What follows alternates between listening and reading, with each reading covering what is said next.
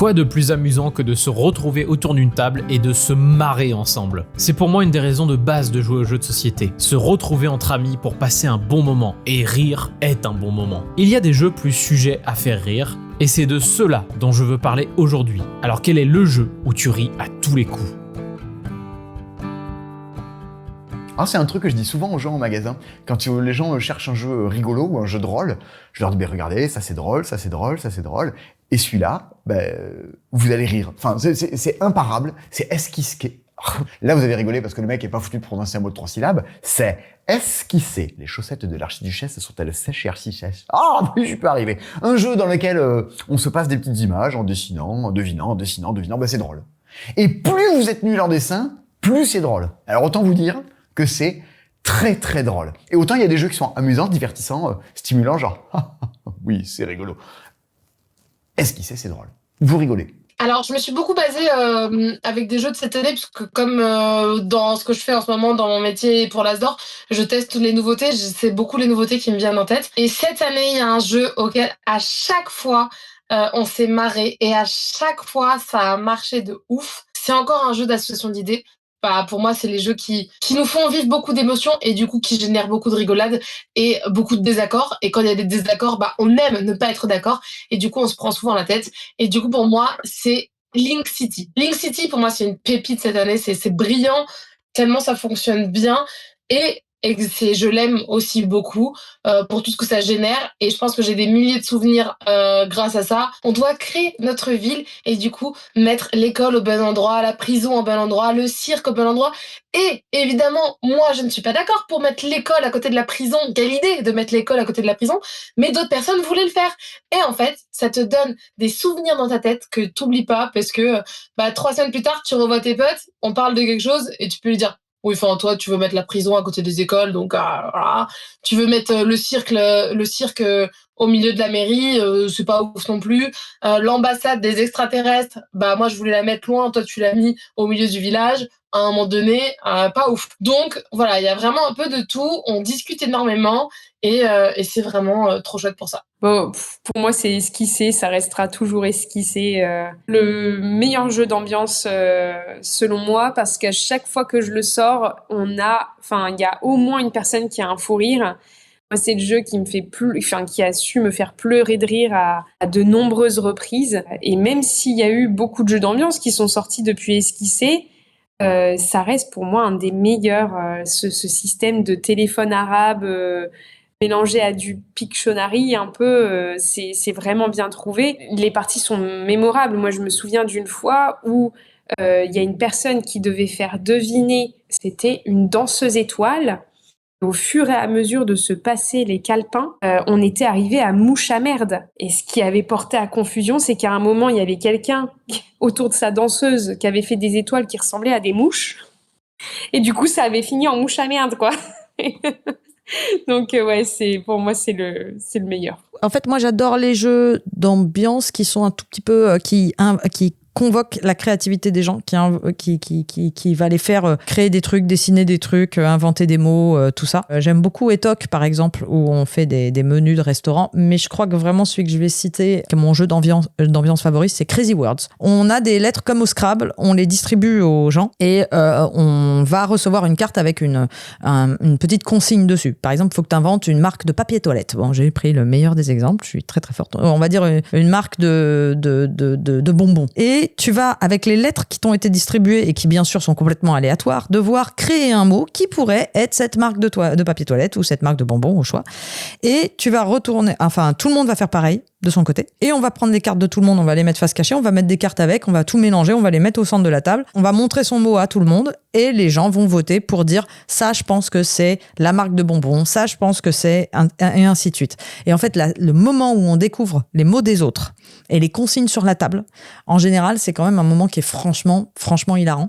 Et découvrir l'explication des uns et des autres, le moment où ils prononcent le mot aussi, parce que quand on le fabrique, on lui met forcément un accent. Je sais pas, moi, je pourrais faire faut faire un nom de pizza, je pourrais faire la Totelli, parce que ça. Mais si on lit Totelli, on voit pas forcément, mais d'un coup, il y en a un, il va faire mais si, c'est ça, c'est la pizza, la Totelli, et tout le monde va se marrer parce que on va comprendre ce qui s'est passé dans la tête de l'autre. Et moi, j'adore tous ces jeux où on crée quelque chose et où on se comprend d'un coup dans notre bizarre créativité personnelle, où on se dit non mais personne va trouver ça. Et puis il y a moyen de faire des tas de blagues. Enfin, c'est hyper rigolo. C'est un jeu je sais plus s'il est encore édité, mais il est pas trop compliqué à trouver. J'en parle tout le temps. Pour moi, c'est un jeu de société à avoir absolument chez soi. Ah, là j'ai mis 2 jeux qui ont comme particularité d'avoir 3 fois le même mot dans le nom du jeu. Donc il y a Foufoufou, qui est un jeu extrêmement con, où en fait, à chaque fois que je le fais découvrir à des gens, je dis non, je vous explique pas de règles. En fait, si, je dis ça, mais c'est pas vrai. C'est juste, vous tirez une carte, vous faites ce qu'il y a dessus. Ça part dans tous les sens, puisque après, les cartes s'accumulent. Il y a des cartes qui vont être pour tout le monde, et il y a des cartes qui vont être personnelles. Et donc, ça va dire des trucs autour de la table. Alors, c'est un jeu qui est dépendant des joueurs, certes, mais en général, ça fonctionne toujours bien si on se prête au jeu. Il faut avoir la bonne volonté d'y jouer. Et l'autre jeu, il est récent, c'est Dadada. Donc Foufoufou, Dadada. Je pensais pas que ça marcherait autant. Et finalement, c'est très très drôle, où on passe toute la partie à dire miou miou, miou, miou, miou. Non, mop, mop, mop. Et finalement, on répète des trucs comme ça tout le long de la partie. C'est débile, mais c'est super drôle. En fait, c'est pas drôle pendant, c'est drôle au bout d'un moment où on prend le recul de ce qu'on est en train de vivre. Ce moment où on voit tout le monde en train de faire mip, mop, mop, mop, et d'un coup, il y en a un qui rigole en se disant putain, mais on dit n'importe quoi. Et c'est ça qui est super drôle avec Dadada. Moi, je suis très bon public. Alors, du coup, tout ce qui est un peu jeu d'ambiance, un peu jeu léger, etc., ça me fait beaucoup rire. Et Flip 7, c'est mon coup de cœur. J'aime trop parce que j'aime bien pousser les gens au vice, déjà, pour commencer. Alors, tu vois, quand quelqu'un hésite, est-ce que je prends une carte ou pas, je vais systématiquement lui dire non, mais attends, tu peux prendre le risque. T'en as que 3-4. Et quand il retourne la mauvaise carte et qu'il se prend un doublon, en perdant tout ce qu'il avait accumulé, mais je me marre, je suis vraiment mauvaise pour ça, mais après je ris aussi de mes propres défaites, tu vois, parce que je sais m'arrêter, mais évidemment parfois t'as envie de prendre le risque et puis t'as des coups de malchance, mais je suis aussi très bonne pour rire de moi. J'adore Flip 7, c'est simple et c'est si drôle. Mamie Moule Maki. En vrai, Mamie Moule Maki. Oui, c'est vrai. C'est un petit bac classique dans les faits, mais avec un petit twist un peu rigolo sur les questions. Et en vrai, quand tu t'enjailles un peu avec le groupe avec lequel tu joues, ça part très vite, très fort, très loin. Du coup, moi, ça serait esquisser pour le coup. T'as toujours quelqu'un qui sait pas dessiner, tu comprends plus rien ce qu'ils font. Non, franchement, esquisser. Le jeu auquel je ris à tous les coups, c'est esquisser. J'ai découvert la version en ligne Gartic Phone pendant le confinement, j'allais dire le gouvernement, pas du tout. Pendant le confinement, j'ai joué beaucoup à Gartic Phone, et en fait, quand j'ai découvert qu'il y avait une version jeu de société real life réel, évidemment que j'ai testé, et c'est hilarant. Donc téléphone arabe de dessin, où tu écris un mot, la personne doit le dessiner, puis ensuite tu dois deviner ce qui a été dessiné en écrivant un mot, et on va tous se passer nos petits carnets. Il n'y a pas une partie, peu importe avec qui tu joues. En fait, pour moi, c'est ça qui définit un jeu où tu te marres à tous les coups, c'est peu importe les gens que t'as en face de toi. Donc quelqu'un qui sait dessiner, c'est génial parce que ça peut donner des orientations, mais ça permet aussi de comparer avec les quiches qui savent pas du tout dessiner. Et donc c'est hilarant. C'est hilarant, vraiment. Truc en temps limité, ça rajoute du stress, les gens font des conneries, tout ce que j'aime. Tout ce que j'aime et qui fonctionne avec joueur, pas joueur. Esquisser.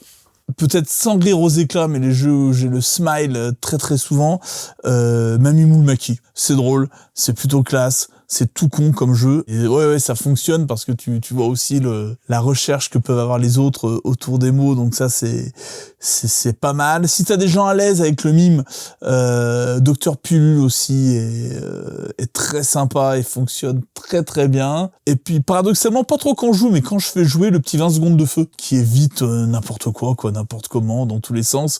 Et l'ingéniosité des gens, voilà, faites un câlin à une plante verte, un gars il fait un câlin à un copain, tu dis en fait ça marche pas, vous le connaissez mal parce qu'il est vraiment bête.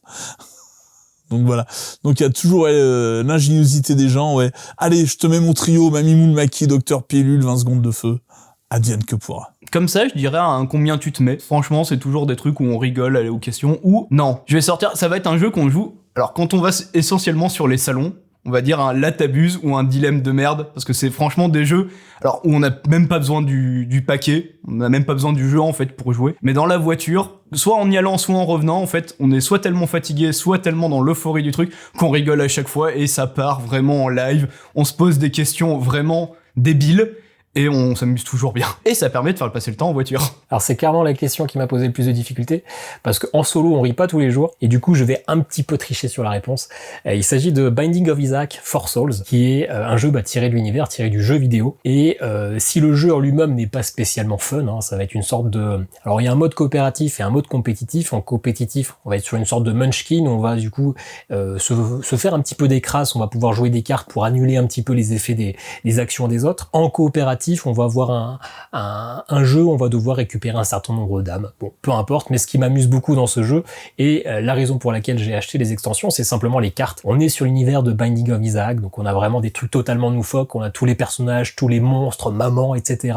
Leur design totalement loufoque, on a des armes un peu stupides, ça peut aller du crucifix qui est peut-être un peu moins stupide dans ce genre de jeu, à comme des balles de golf ou des pistolets AP ou des trucs comme ça. Toujours des dessins totalement loufoques, et puis on a, ce que j'aime beaucoup en dessous, la petite citation de la Bible qui fait référence à chacun des objets, chacun des personnages qu'on va utiliser. Alors bien sûr, ça n'a aucun rapport avec la Bible, hein. C'est la Bible qui a été créée pour The Binding of Isaac. J'ai acheté des extensions, comme ça j'ai un bon gros paquet de cartes. Le jeu reste moyen, mais c'est toujours un plaisir de retourner une carte et de voir quelle connerie on va découvrir sur la carte. Et c'est en ça que je trouve, alors je rigole pas, hein, je suis pas là à pouffer comme un couillon tout seul, mais ça m'amuse de découvrir les cartes et je prends toujours un bon moment à ce jeu, alors que le jeu est plutôt moyen en réalité. Ah mais ça c'est facile, le jeu où je ris à tous les coups, c'est esquisser. Esquisser, c'est impossible de pas se marrer, et c'est clairement le jeu qui m'a valu les meilleures rigolades autour de la table. Ce téléphone arabe du jeu de dessin, ça fonctionne tellement bien. Je ne connais même pas une personne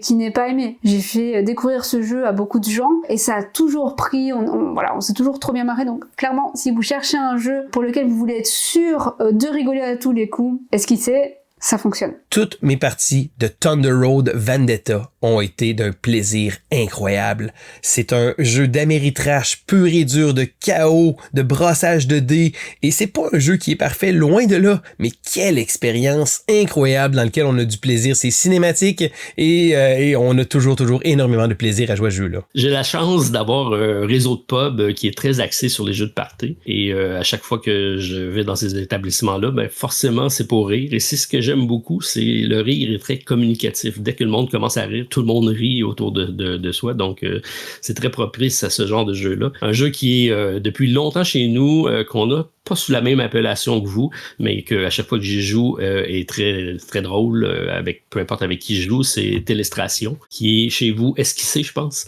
Donc un jeu du téléphone, mais par graphiquement, donc on dessine et on passe le papier à l'autre.